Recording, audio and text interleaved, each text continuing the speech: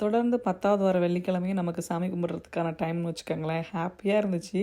யூசுவலாக ஏதாவது ஒரு பூஜை பண்ணுறோம் அப்படின்னா, நமக்கு எப்பயாவது ஒரு டைம் தடங்கி போயிரும். ஆனால் இது 10 வாரம் தொடர்ந்து எந்த தடங்களும் இல்லாமல் ஏற்றியாச்சுங்க.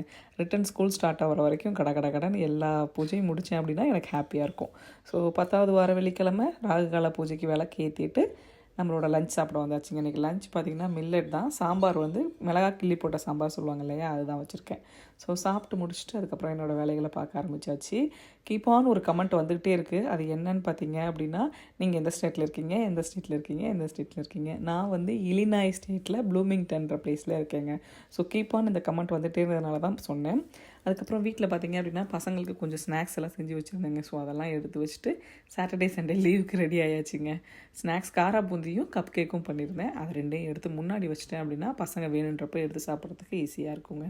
கொஞ்சம் கொஞ்சம் க்ளீனிங் வேலை அப்பப்போ செஞ்சுக்கிட்டே தான் இருக்கேன்.